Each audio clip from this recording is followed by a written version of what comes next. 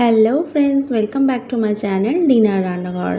আজকে আমি তোমাদের করে দেখাবো কাতলা মাছের একটা নতুন রেসিপি বা নতুন ধরনের একটা ঝোল রান্না করব, যেটা আমি বাড়িতে পার্সোনালি রান্না করে থাকি আর খুব ভালো হয় খেতে। তাই জন্য কিন্তু তোমাদের সাথে শেয়ার করে নিলাম। তো চলো চলে যাই রেসিপিতে। এখানে আমি একটা কড়াই নিয়ে নিয়েছি, তাতে আমি কিন্তু বেশ খানিকটা সর্ষের তেল নিয়ে নিয়েছি। আর তাতে কাতলা মাছগুলো ভালো করে ধুয়ে লবণ মাখিয়ে হলুদ মাখিয়ে তারপরে কিন্তু তেলের মধ্যে ছেড়ে দিলাম। এটা কিন্তু ভাজা ভাজা করে নেব। তো বন্ধুরা, তোমরা যারা আমার চ্যানেলে নতুন আসছো, আজকে নতুন দেখছো, তারা কিন্তু অবশ্যই আমার চ্যানেলটাকে সাবস্ক্রাইব করে নিয়ে পাশের বেল আইকনটা প্রেস করে আমার সঙ্গে থেকে যেও। আর যারা সাবস্ক্রাইব করে দেখছো তাদেরকে তো অসংখ্য ধন্যবাদ জানাই।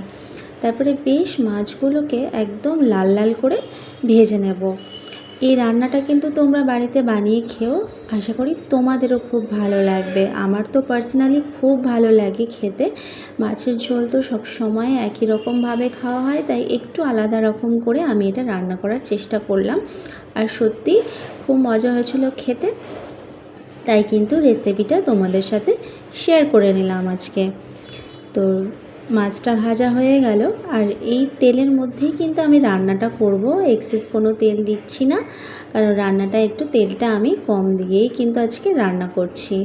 তারপরে একটা পেঁয়াজ একদম স্লাইস করে কেটে নিয়েছি এবং তেলের মধ্যে দিয়ে দিলাম। তারপরে এটা ভালো করে একটু লাল লাল করে ভাজা ভাজা করে নেব। দেখতেই পাচ্ছ এভাবে কিন্তু লাল লাল করে ভাজা ভাজা হয়ে গেছে। তারপরে এর মধ্যে দিয়ে নেব কিন্তু 1 টেবিল চামচ আদা রসুনের পেস্ট। আদা রসুনের পেস্টটা দিয়েও কিন্তু আমি একটু ভালোভাবে নাড়িয়ে চাড়িয়ে নিচ্ছি, যতক্ষণ পর্যন্ত এর কাঁচা গন্ধটা চলে না যাচ্ছে। তারপরে যখন আদা রসুনটা একটু ভাজা ভাজা হয়ে যাবে, তারপরে কিন্তু এর মধ্যে একটু জল অ্যাড করে দেবো। জল অ্যাড করে দেওয়ার পর একটু কষিয়ে নিচ্ছি। রান্না যত কষাবে তত কিন্তু টেস্টি হয়, আগেই বলেছি। আর রান্না তো আমরা সবাই করতে পারি, কিন্তু রান্নার ধরন কিন্তু সবার আলাদা আলাদা। তারপরে এখানে 2টো টমেটো পেস্ট করে রাখা, সেই পেস্টটা কিন্তু আমি দিয়ে নিলাম এর মধ্যে। পেস্টটা দিয়েও কিন্তু ভালো করে নাড়িয়ে চাড়িয়ে নিলাম যতক্ষণ পর্যন্ত তেলের ওপরে উঠে না যাচ্ছে। তারপরে এর মধ্যে দিয়ে নিলাম কিন্তু সামান্য একটু কাশ্মীরি লঙ্কার গুঁড়ো, আর দিয়ে নিলাম হলুদ গুঁড়ো। এখানে কিন্তু আমি এমনি লঙ্কার গুঁড়ো ইউজ করিনি, মানে ঝাল লঙ্কার গুঁড়ো ইউজ করিনি। সেটা কেন তোমরা দেখতে থাকো স্কিপ না করে, তাহলে কিন্তু অনেক কিছু মিস করে যাবে, কিছু বুঝতে পারবে না। তারপরে ভালো করে এটা কষিয়ে নিচ্ছি। দেখতেই পাচ্ছ রঙটা কত সুন্দর হয়েছে। যেমনি রঙটা সুন্দর হয়েছিল তেমনি কিন্তু খেতেও মজা হয়েছিল। এটা কিন্তু গরম গরম ভাতের সাথে খুব ভালো লাগে খেতে। আমিও ভাতের সাথেই খেয়েছিলাম। এখানে দিয়ে নিয়েছি কিন্তু একটা আলু, বেশ বড় মাপের একটা আলু স্লাইস করে কেটে এভাবে দিয়ে নিলাম। তারপরে দিয়ে নিলাম তার মধ্যে এখন স্বাদ মতন লবণ।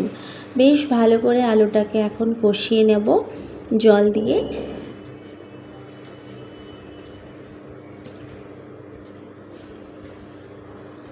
এভাবে ভালো করে কষিয়ে টষিয়ে নিয়ে একটু জল দিয়ে নেব, যেন আলুটা গলে যায়।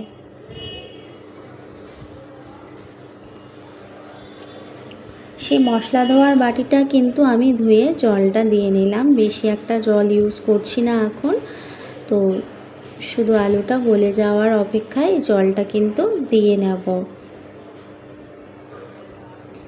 দেখতে পাচ্ছ জলটা অনেকটা শুকিয়ে গেছে, আলুটাও গলে গেছে।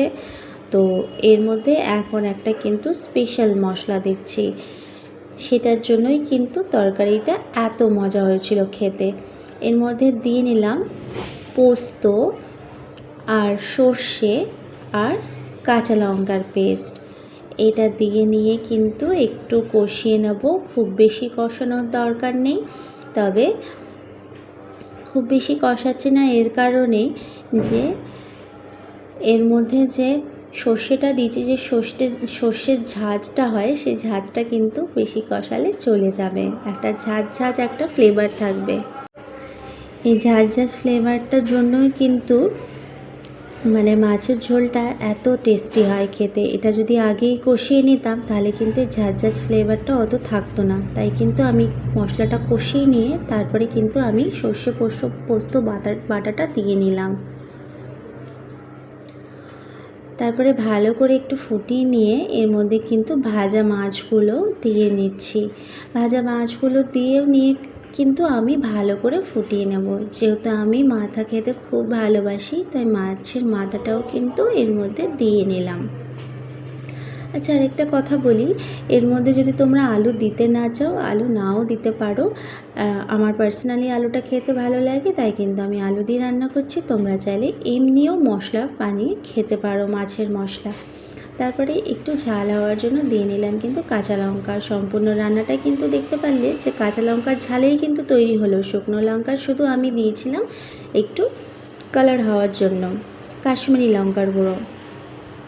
এইভাবে কিন্তু আমি মাছের ঝোলটা রান্না করেছিলাম। বেশ মজা হয়েছিল খেতে। তোমরাও রান্না করো আর আমাকে কিন্তু অবশ্যই লাইক কমেন্ট করে জানিও রান্নাটা তোমাদের কেমন লেগেছে। নেক্সট আসবো অন্য কোনো রান্না নিয়ে। Thanks for watching.